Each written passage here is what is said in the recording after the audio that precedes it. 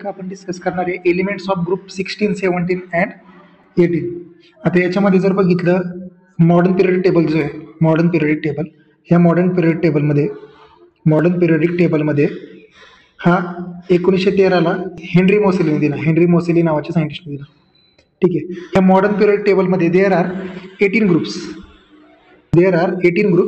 आणि 7 period. There are 18 groups and there are 7 periods are there. ठीक आहे. त्यातलं 11th स्टँडर्डमध्ये आपण काय काय शिकलो बघा. 11th स्टँडर्डमध्ये आपण ग्रुप 1, ग्रुप 2 आणि ग्रुप 13, 14 आणि 15 यांची इन्फॉर्मेशन आपण शिकलेली आहे. कधी 11th स्टँडर्डमध्ये. हा एक चॅप्टर होता आणि हा एक चॅप्टर होता. 12th स्टँडर्डमध्ये आपण 2 चॅप्टर शिकणार आहेत. एक म्हणजे ग्रुप 16, 17 आणि 18 आणि transition and inner transition elements म्हणजेच 3 to 12 आणि लॅन्थेनाइड अँड ॲक्टिनाइड सिरीज याचा स्टडी आपण करणार आहे या 2 टॉपिकमध्ये 12th स्टँडर्डमध्ये. ठीक आहे. आता ज्यावेळेस आपण याचा स्टडी करू या टॉपिकचा पूर्ण, त्यावेळेस आपल्याला काही महत्त्वाचे पॉईंट स्टडी करायचे आहेत. त्यातला पहिला महत्त्वाचा पॉईंट येतो इंट्रोडक्टरी पार्ट. पहिला महत्त्वाचा पार्ट आहे इंट्रोडक्शन. नेक्स्ट पार्ट विचारला जातो जनरल ट्रेंड्स. जनरल ट्रेंडमध्ये कोण कोण आहे? Atomic radius. नंतर विचारतात आयोनायझेशन एन्थाल्पी. नंतर विचारली जाते इलेक्ट्रॉन गेन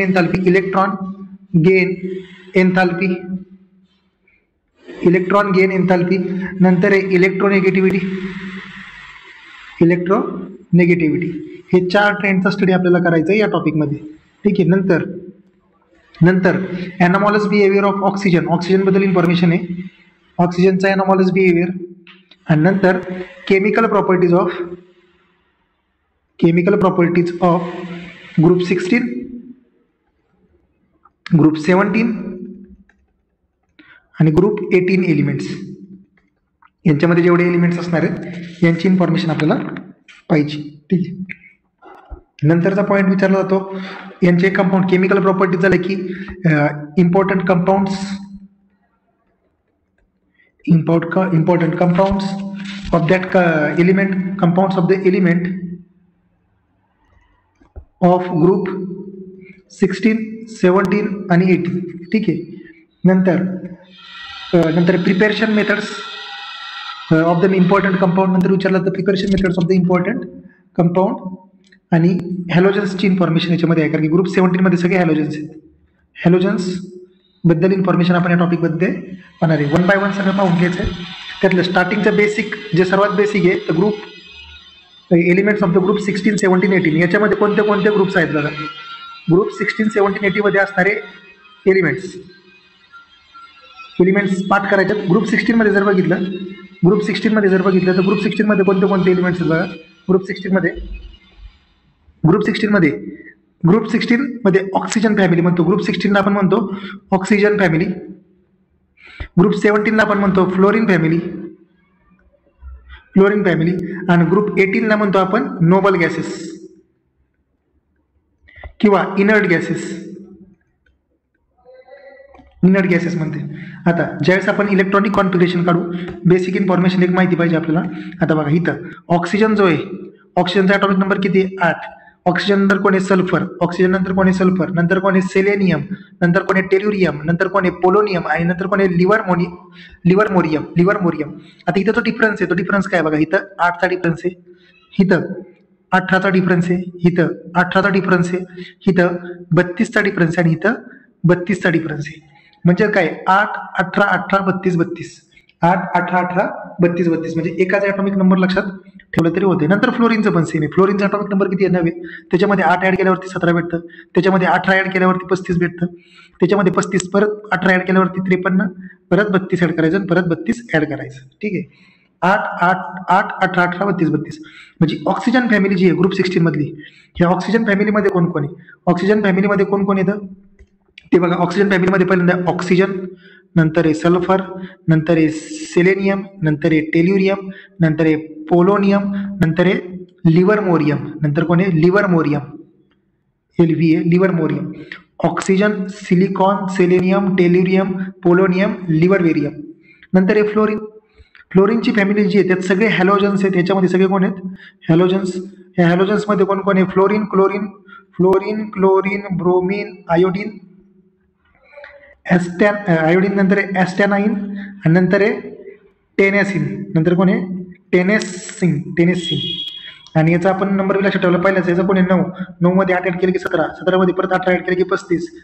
ठीक आहे. ब्रोमीन. आता फ्लोरीन क्लोरीन ब्रोमीन आयोडीन ॲस्टॅनाइन आणि काय टेनेसिन. ठीक आहे. नंतर आहे परत नोबेल गॅसेसची फॅमिली ग्रुप 18. ग्रुप 18 मध्ये कोण कोण आहे? ग्रुप 18 मध्ये बघा helium neon argon krypton xenon radon आणि शेवटचं आहे ओगॅनेसन 1185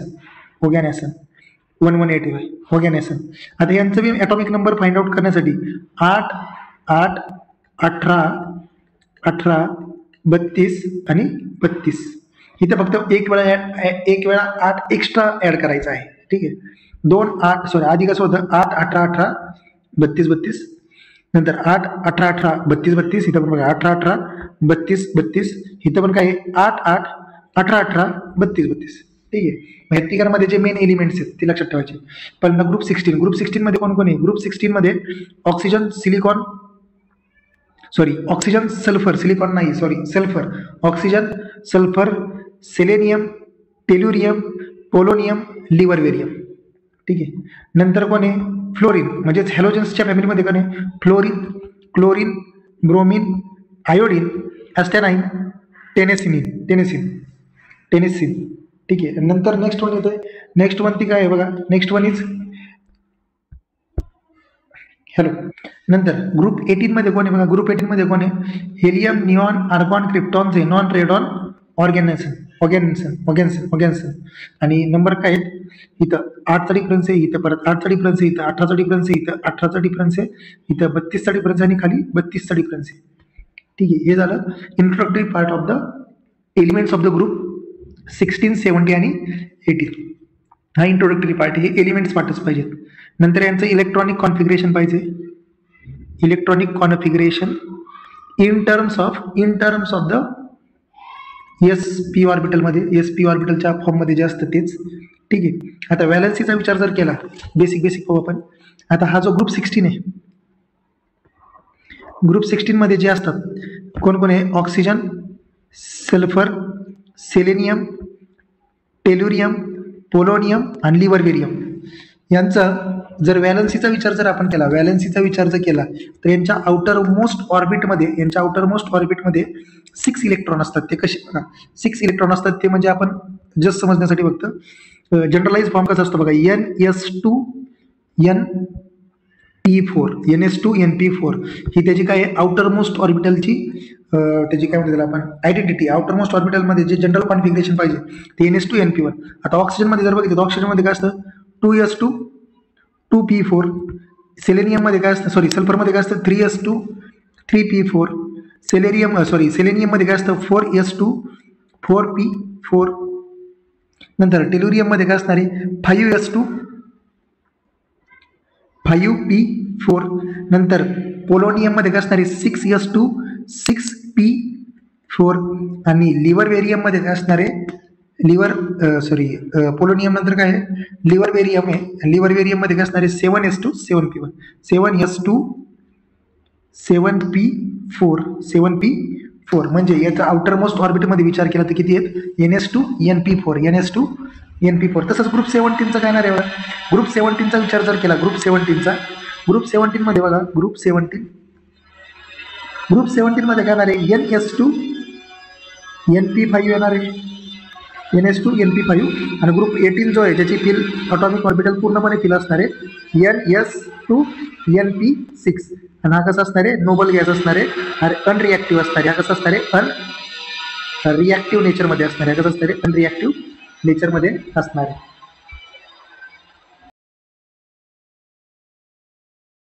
next point in the topic is my second point ह्या general trends in periodic properties. General trends in periodic properties. त्यातला पहिला प्रॉपर्टीज आहेत ॲटॉमिक रेडियस. पहिली प्रॉपर्टी आहे ॲटॉमिक रेडियस किंवा ॲटॉमिक रेड आहे. आता ॲटॉमिक रेडियसचं जर बघितलं तर पिरियडच्या across the period there are 18 groups आणि 7 पिरियड. ग्रुप्स कसे आहेत असे, देअर आर 18 ग्रुप्स आणि 7 पिरियड. देअर आर 18 ग्रुप्स आणि 7 पिरियड. किती आहेत, आडवे किती आहेत 7 आणि उभे किती कॉलम आहेत तर 18 कॉलम आहेत. ठीक आहे. ॲटॉमिक रेडियसचा जर विचार केला, ठीक आहे, ॲटॉमिक रेडियसमध्ये जर बघितलं तर across the period atomic radius वाढत जाते. ॲटॉमिक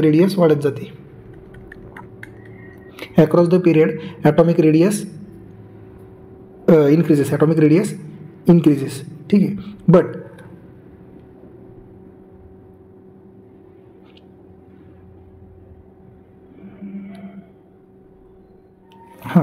बट याच्यामध्ये काही गोष्टी लक्षात ठेवायच्यात. जे ग्रुप 18 आहे त्या ग्रुप 18मध्ये जर विचार केला तर ग्रुप 18मध्ये जे इनर्ट गॅस आहे त्या इनर्ट गॅसची जी साईज असणार आहे, एलिमेंटची जी साईज असणार आहे ती हॅलोजनपेक्षा मोठी असणार आहे. इनर्ट गॅसेसची जी साईज असणार आहे, इनर्ट गॅसचे जे एलिमेंट आहेत त्या एलिमेंटची जी साईज असणार आहे म्हणजे किंवा ॲटॉमिक साईज असणार आहे, atomic size is larger than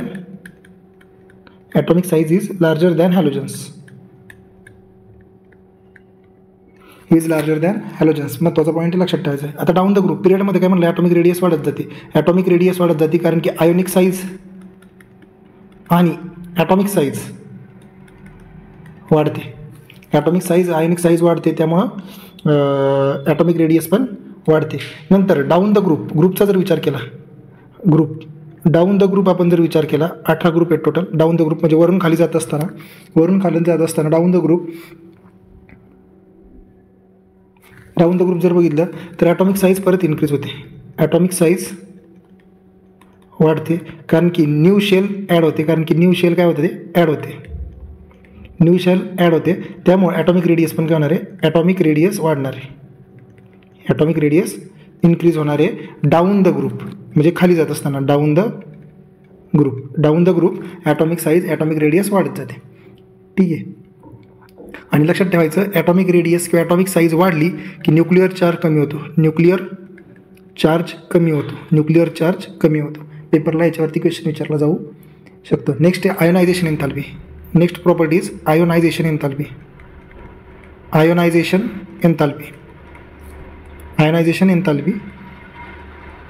ionisation एन्थाल्पीमध्ये बघा, आयोनायझेशन एन्थाल्पीमध्ये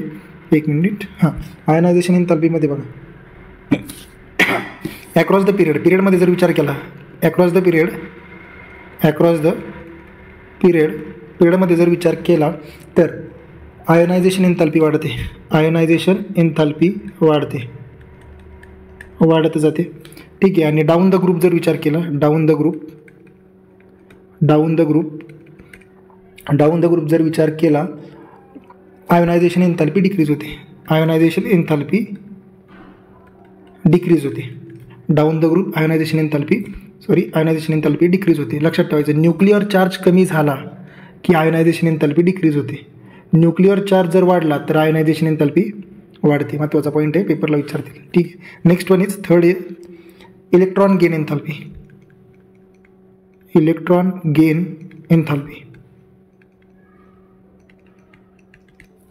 इलेक्ट्रॉन गेन एन्थाल्पीचा विचार जर केला, इलेक्ट्रॉन गेन एन्थाल्पी ज्यावेळेस बघा एखादा एक्स्ट्रा इलेक्ट्रॉन ॲड करायचा असतो त्यावेळेस जी एनर्जी लागते, त्यावेळेस जी एनर्जी रिलीज होणार आहे त्या एनर्जीला म्हणतो आपण इलेक्ट्रॉन गेन एन्थाल्पी. ठीक आहे. आता याच्यामध्ये काही गोष्टी एक्स्ट्रा सांगितलेल्या आहेत. ठीक आहे.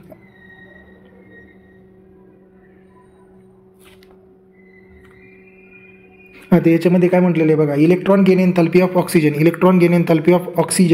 And fluorine is less than sulphur and chlorine. क्लोरीनपेक्षा यांची इलेक्ट्रॉन गेन एन्थाल्पी कमी आहे. ठीक आहे. पेपरला विचारतील म्हणजे ऑक्सिजनची गुणापेक्षा कमी आहे सल्फरपेक्षा, फ्लोरीनची गुणापेक्षा कमी आहे तर क्लोरीनपेक्षा. पेपरला याच्यावरती क्वेश्चन विचारतात because of their small atomic size and higher nuclear charge. ठीक आहे, हायर न्यूक्लिअर चार्जमुळं आणि स्मॉल ॲटॉमिक साईजमुळं. ठीक आहे, next electronegativity. Next one is electronegativity.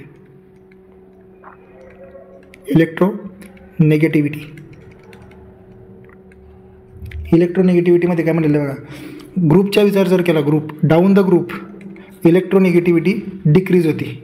Electronegativity काय होती? Decrease. Down the group electronegativity decreases. Down the group electronegativity decreases. आणि लक्षात ठेवायचं हॅलोजन्स जे आहेत आपले म्हणजे ग्रुप 17 हे मोस्ट इलेक्ट्रोनेगेटिव्ह आहेत. Most electronegative elements. मोस्ट इलेक्ट्रोनेगेटिव्ह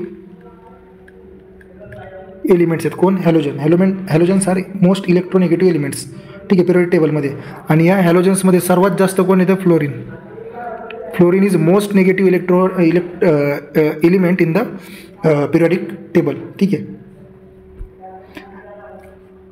हे झाले जनरल ट्रेंड्स. जनरल ट्रेंड्समध्ये बघा 4 महत्त्वाचे ट्रेंड्स आहेत स्टडीसाठी. त्यातला पहिला आहे ॲटॉमिक रेडियस. त्यातला येतो ॲटॉमिक रेडियस, नंतर येतो आयोनायझेशन एन्थाल्पी, नंतर इलेक्ट्रॉन गेन एन्थाल्पी आणि नंतर इलेक्ट्रोनेगेटिव्हिटी. आणि हे जे ट्रेंड्स कसे शिफ्ट होत आहेत ते पाहिजे, त्याच्यावरती प्रश्न आहे. ॲटॉमिक रेडियस पिरियडच्या अक्रॉस इन्क्रीज होते, ग्रुपच्या अक्रॉस पण इन्क्रीज होते. आयोनायझेशन एन्थाल्पी इन्क्रीज होते, नंतर डिक्रीज होते. कुठं? ग्रुपमध्ये काय होते? डिक्रीज होते. इलेक्ट्रॉन गेन एन्थाल्पीचं स्पेसिफिक काय सांगितलं नाही आहे, फक्त सांगितलं ऑक्सिजनची कमी आहे कोणापेक्षा? सल्फरपेक्षा. आणि फ्लोरीनची कमी आहे कोणापेक्षा? क्लोरीनपेक्षा. इलेक्ट्रोनेगेटिव्हिटीमध्ये काय म्हटलं? ग्रुपच्या अक्रॉस ती काय होती? डिक्रीज होती. हॅलोजन काय आहेत? मोस्ट इलेक्ट्रोनेगेटिव्ह आहेत. हॅलोजन्स काय आहेत? मोस्ट इलेक्ट्रोनेगेटिव्ह एलिमेंट्स आहेत पिरियडिक टेबलमधले. ठीक आहे, आता काही जनरलाइज इन्फॉर्मेशन पाहिजे. जनरलाइज इन्फॉर्मेशन याच्यामध्ये काय बघा, जनरलाइज इन्फॉर्मेशन किंवा जनरल पॉईंट पाहतोय. आता जे ग्रुप 16 आणि 17 मधले, या 16 आणि 17मध्ये ग्रुप 16 आणि 17मध्ये ग्रुप 16 आणि 17मध्ये मोनोॲटॉमिक, डायॲटॉमिक, मोनोॲटॉमिक, डायॲटॉमिक आणि पॉलीॲटॉमिक. डायॲटॉमिक आणि पॉलीॲटॉमिक, मोनोॲटॉमिक, डायॲटॉमिक आणि पॉलीॲटॉमिक मॉलिक्युल्स आहेत. कशामध्ये? ग्रुप 16 आणि 17मध्ये. 18मध्ये आहेत का? 18मध्ये नाही आहेत. ठीक आहे, आणि याच्यामध्ये लक्षात ठेवायचं जे हेवी एलिमेंट्स आहेत, ते हेवियर एलिमेंट्स मेटल आहेत. हेवियर एलिमेंट्स कोण आहेत? मेटल. आणि लायटर एलिमेंट जे आहेत ते नॉन मेटल आहेत. जे लायटर एलिमेंट्स आहेत ते लायटर एलिमेंट्स नॉन मेटल आहेत. Lighter elements are non metal. ठीक आहे, नंतर ग्रुप 16मध्ये जे आहेत, ग्रुप 16मध्ये जेवढे एलिमेंट्स आहेत, ग्रुप 16मधले जे एलिमेंट आहेत, ग्रुप 16मधले जे एलिमेंट आहेत, ग्रुप 16मधले जे एलिमेंट आहेत ते एलिमेंट, ग्रुप 16मधले जे एलिमेंट आहेत ते ॲलोट्रॉपी शो करतात. ग्रुप 16मधले एलिमेंट काय शो करतात? ॲलोट्रॉपी प्रॉपर्टी शो करतात. आणि जसा मेल्टिंग पॉईंट, जसा ॲटॉमिक नंबर वाढेल, जसं ॲटॉमिक नंबर वाढेल तसा मेल्टिंग पॉईंट, बॉइलिंग पॉईंट वाढतो. तसा मेल्टिंग पॉईंट, बॉइलिंग पॉईंट वाढतो. ठीक आहे, आणि त्याचं इलेक्ट्रॉनिक कॉन्फिगरेशन तर पाहिलेलंच आहे. हे झाले बेसिक पॉईंट्स. नंतर येतं anomalous behaviour. Next point is anomalous behaviour of the oxygen. Anomalous behaviour of oxygen. Anomalous behaviour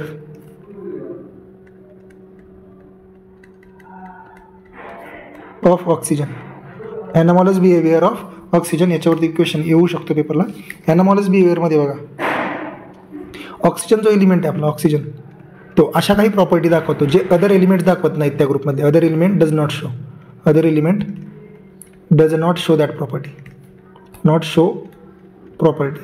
फक्त ती प्रॉपर्टी कोण दाखवतं? तर ऑक्सिजनच दाखवू शकतो. आणि त्याच्यामध्ये काय आहेत बघा, हा जो ऑक्सिजनचा जो ॲनॉमॉलस बिहेवियर आहे, त्या ॲनॉमॉलस बिहेवियरसाठी रिझन्स काय आहेत?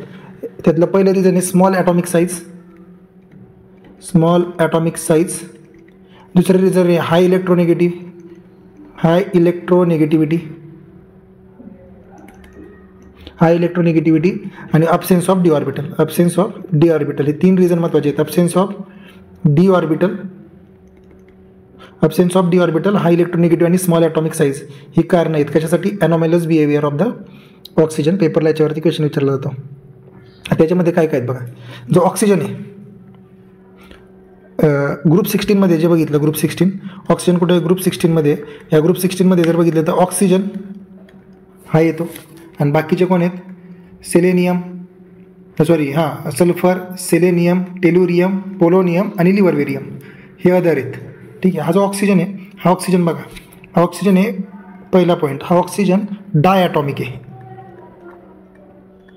आणि अदर्स हे पॉलीॲटॉमिक आहेत. अदर्स कसे आहेत? पॉलीॲटॉमिक, म्हणजे पॉलीॲटॉमिक असतात ते. नंतर ऑक्सिजन हा पॅरामॅग्नेटिक आहे. ऑक्सिजन हा कसा आहे? पॅरामॅग्नेटिक. अदर्सचा जर विचार केला तर अदर्स हे डायमॅग्नेटिक आहेत. अदर्स कोण आहेत? डायमॅग्नेटिक. तिसरा पॉईंट येतो ऑक्सिजन हा गॅसियस नेचरमध्ये, ऑक्सिजन हा गॅसियस नेचरमध्ये, तर अदर्स हे सॉलिडमध्ये आहेत. अदर्स कसे आहेत? सॉलिड आहेत. ठीक आहे. ऑक्सिजनची जी ऑक्सिडेशन स्टेट आहे ती -2 आहे. तर अदर्स जे आहेत त्यांची -2 +2 +4 +6 हे ऑक्सिडेशन स्टेट आहेत अदर्सच्या.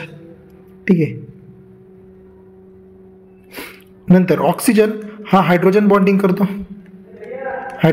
करतो, पण अदर हायड्रोजन बॉन्डिंग करत नाहीत others.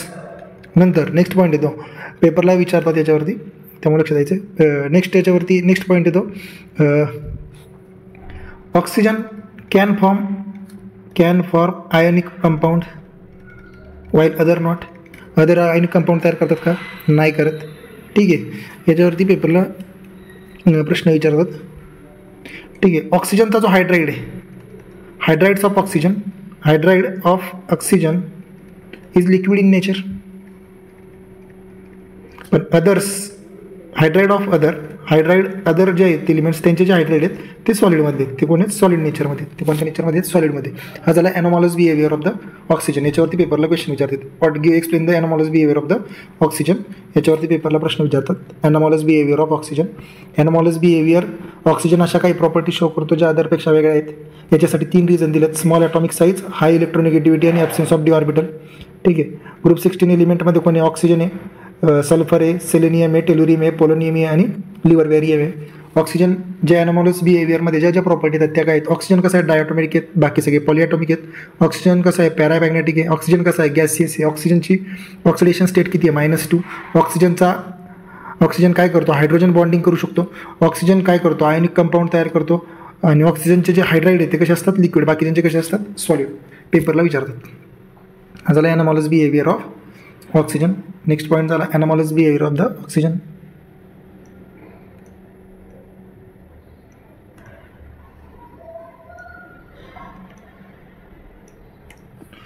ॲनोमॅलस behaviour of oxygen. Next point येतो ॲनोमॅलस बिहेवियर. नंतर येतो chemical properties of group 16 elements. Chemical properties of the group 16 elements. Chemical property of chemical properties of group 16. Chemical properties of group 16. Group 16 मध्ये जेवढे element आहेत त्यांच्या chemical प्रॉपर्टीबद्दल आता information पाहणार आहे. नंतर त्यातली पहिली रिॲक्शन विथ हायड्रोजन. पहिली प्रॉपर्टी ती reaction with hydrogen. Reaction with hydrogen. आता बघा, आता ग्रुप 16 मधले जेवढे एलिमेंट आहेत ते सगळे एलिमेंट, ग्रुप 16 मधले सगळे एलिमेंट, ऑल एलिमेंट्स हायड्रोजन बरोबर रिॲक्ट होतात. H2 बरोबर काय होतात? रिॲक्ट होतात. आणि H2 बरोबर रिॲक्ट होऊन ते हायड्राईड तयार करतात. काय तयार करतात? हायड्राईड. म्हणजे या रिॲक्शन विथ हायड्रोजनमध्ये काय होतं? हायड्राईडचं फॉर्मेशन होतं. ठीक आहे. आता याच्यामध्ये काय म्हटलेलं आहे बघा, हे जे ज्यावेळेस ही रिॲक्शन विथ हायड्रोजन होती, ती रिॲक्शनमध्ये sp3 हायब्रिडायझेशन होतं. sp3 hybridisation occur. ठीक आहे. आणि याचा शेप कसा असतो बघा, याचा शेप असतो अँग्युलर शेप.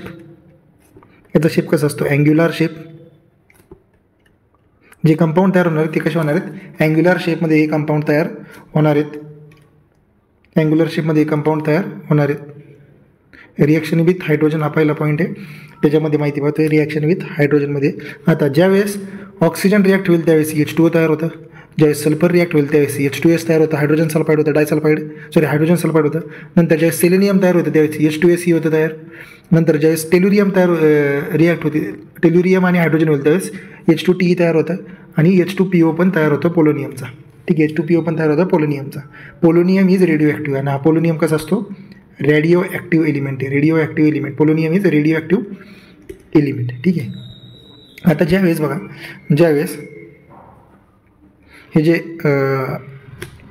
हायड्राईड जे आहेत, हायड्राईड्स ऑफ द ग्रुप 16, हे जे हायड्राईड तयार झालेले आहेत हे हायड्राईड ज्यावेळेस आपण पाण्यात मिक्स करू म्हणजे H2S प्लस H2O, त्यावेळेस काय तयार होणार आहे बघा. त्यावेळेस तयार काय होतं, H3O प्लस आणि HS मायनस. म्हणजे इथं सांगायचं का ही रिॲक्शन रिव्हर्सिबल रिॲक्शन आहे. नंतर अजून कोण आहे, HS मायनस, याला जर आपण पाण्यात परत टाकलं तर परत H3O प्लस आणि S मायनस तयार होणार. काय होणार, S2 मायनस. H2 minus. ठीक आहे. म्हणजे यांना हे सांगायचं आहे की जे हायड्राईड आहेत ते hydride of group 16 are weak diprotic acid,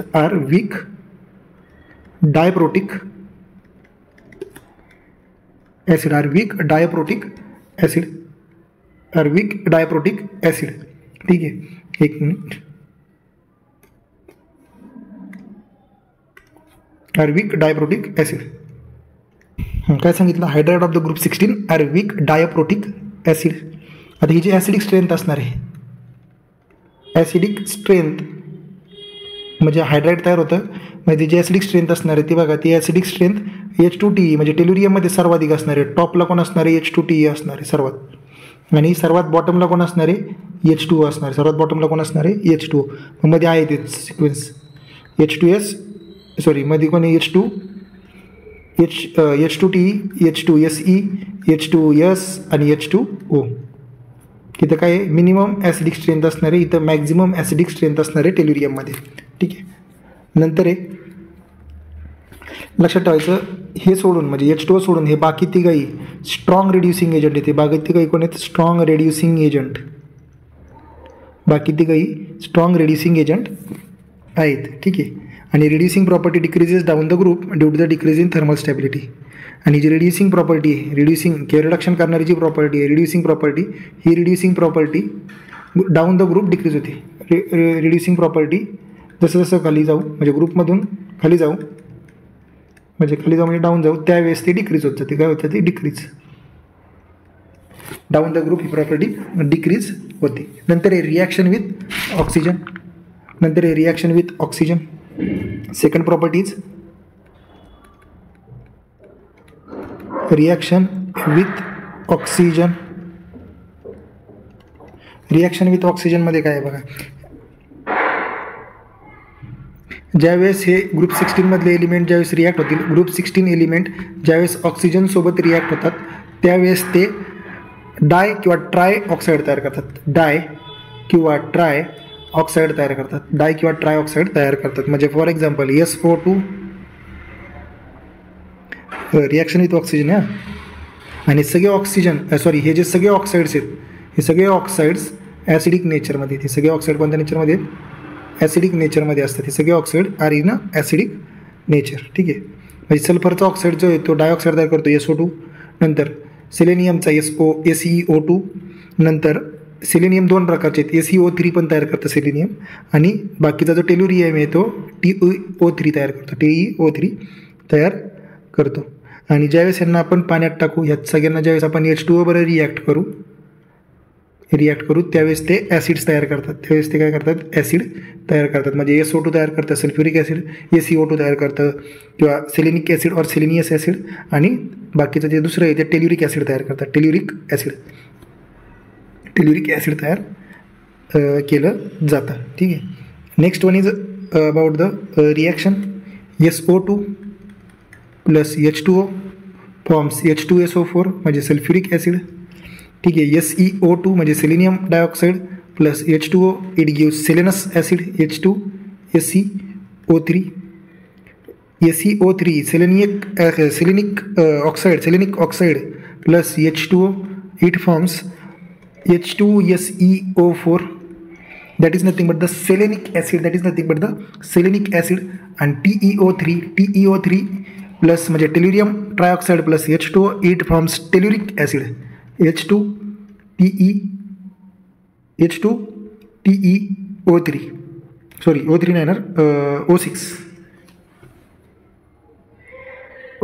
ना, सॉरी O4च येईल ना, सॉरी O4 येणार, H2TeO4. नंतर आहे reaction with halogens. Third property आहे reaction with halogens. Reaction with halogen. Reaction with हॅलोजनमध्ये लक्षात ठेवायचं, रिॲक्शन विथ हॅलोजनमध्ये लक्षात ठेवायचं ज्यावेळेस ग्रुप 16 एलिमेंटमधले जेवढे ग्रुप 16 एलिमेंट ज्यावेळेस हॅलोजनबरोबर रिॲक्ट होतील, हॅलोजनबरोबर रिॲक्ट होतात त्यावेळेस ते हॅलाइड्स तयार करतात. त्यावेळेस ते डाय टेट्रा किंवा हेक्झा हॅलाइड तयार करतात. हेक्झा हॅलाइड तयार करतात. म्हणजे फॉर एक्झाम्पल याच्यामध्ये बघा, म्हणजे फॉर एक्झाम्पल म्हणजे काय म्हणलं, जर समजा मी ई म्हणजे जर ग्रुप 16 मधले मांडले तर EX2 EX4 आणि EX6 हे सगळे हॅलोजन तयार होतात. ठीक आहे. नंतर रिॲक्टिव्हिटी टुवर्ड्स द मेटल. ठीक आहे, रिॲक्टिव्हिटी टुवर्ड्स द मेटल. आता मोजक्या 2-4 रिॲक्शन लक्षात ठेवायच्या. रिॲक्शन विथ मेटल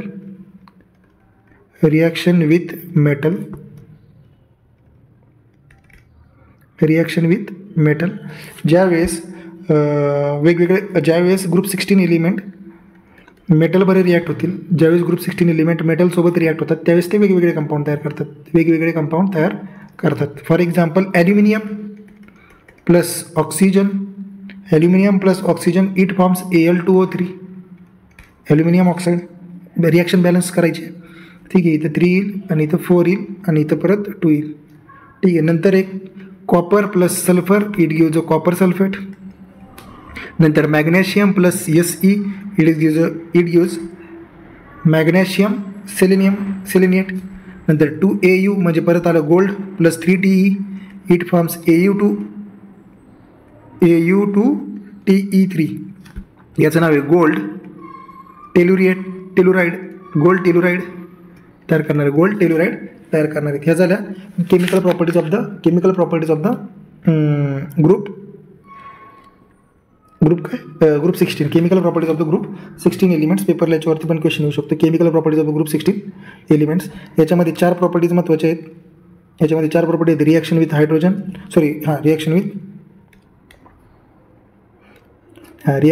हायड्रोजन, नंतर रिॲक्शन विथ ऑक्सिजन, नंतर रिॲक्शन विथ हॅलोजन्स आणि नंतर रिॲक्शन विथ मेटल. पेपरला याच्यावरती क्वेश्चन विचारला जाऊ शकतो.